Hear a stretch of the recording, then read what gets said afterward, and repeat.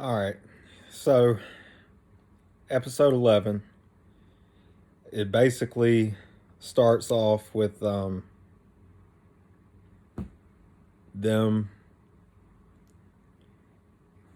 having just been married, looking over their new house. Um, and, they're on vacation. Um, so it shows, cuts of them going on walks, eating dinner, laughing, whatnot. Um, it shows them, you know, wondering things about each other while the other one's sleeping. Like as soon as this is whenever she puts two and two together. Like, is he younger than me? Oh well, it doesn't matter. And then Kirito pisses her off because he wonders out loud. He's like, I wonder if we ever escape from this. Is what we have here gonna continue? And she's like, you're making me very angry with that question. When we get out of here, I'll find you and we're gonna fall in love all over again. Aww. Like I said, they do the sappy stuff, and I figured out what it is. It's not the fact that they do sappy stuff, it's the fact that they railroad it. I mean, within the past 30 minutes of watching everything, dude sacrificed his arm for her, told her he's nothing without her, asked her to marry him, moved into a house. They've had some questionable moments. And here's the kicker. It's going to go even further than that. And they do it in the same way. They do it too fast and they do it too sappy. So let me get into how. Okay, so one day she's like, what do you want to do today? And he's like, well, I know this place we could go. And he's thinking, I'm I heard a rumor. I'm gonna mess with her a little bit, just to mess with her. So he takes her. They got to walk there, of course, and she's like, "This isn't, because he won't tell her where they're going or what they're going to see." So she's like, "I'll invent my own fun if you're gonna mess with me. Give me a piggyback ride." He's like, "What? We're not kids." And she's like, "I can't see very far. Give me a piggyback ride." So he begrudgingly does it, and they walk past these old people that are fishing, and he gets embarrassed and he takes off running with her.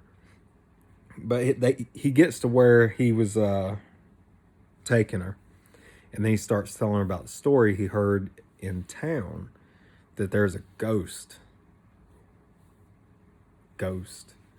but not like a monster, like an actual ghost, and it's dressed or not dressed. It's just pale white and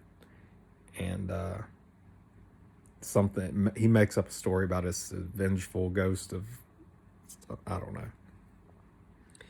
And she believes it, and she looks across, and I'll be danged, she doesn't see something in the background in white robes, just walking very glumly through the woods.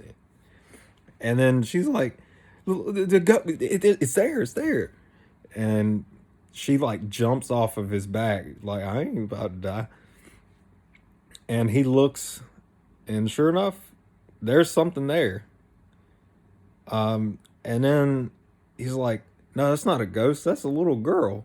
It's like maybe I'd say 4 or 5 year old. And she's walking, and then she faints. And so they rush up there and they took a look at her.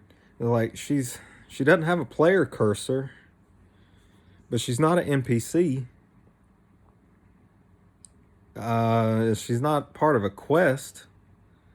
I wonder if she's somebody's lost daughter or something. I don't know who would put a child this young in this game. So they look around, they don't see nobody. So they take her back to the house just to see what's up. And Yuna looks at her while she's sleeping. And I'm like, the very first time that I saw this series, I said, I know y'all ain't. I know you ain't. I know you ain't. And yes, they did. She looks at her like, oh, I want a kid. So she wakes up in the morning. Yuna slept beside her. And she turns over to look, and the kid's just staring at her. Not saying or doing anything, just staring at her. And she's like, Kirito, get up, get up. And they try talking to her, and she really can't speak very well. Like, they ask her name, she's like, my name is Yui. Y-U-I. Yui. There's something about that name. We'll touch on it in another episode. So they're sitting there and they're like, my name is Asuna. His name is Kirito. And she's like, Aona Kito. And she looks around and she points it at Kirito and says, Papa. Mama. Yes, they did. They gave them a freaking kid to take care of. Like a whole family. So they've went the whole spectrum of things you could, life decisions. Anyway, so they take her into town, the very first town, to try and see if she's anybody's kid. And then there's a subplot where the military guys that got their asses handed to them by the Gleam Eyes, they're down there extorting money from a nun that runs an orphanage. And, being the people they are, they intervene, and then Asuna bullies them into running away. Because apparently in towns, even if you attack somebody, you can't hurt them, but there's like a knockback effect. So she hit this dude like 3 times, and he just flew back each time. And he was like, hey, what are y'all doing? Get her. And everybody just run away. Then, they all thank each other. And all of a sudden, Yui looks up in the sky and just starts screaming. And then there's some weird stuff that goes on with the environment around them. And then she passes out again.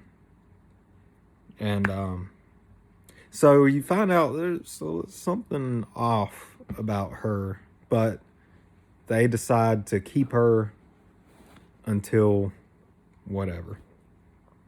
So yeah, that's what I meant when I said they do sappy stuff and they just do it too fast.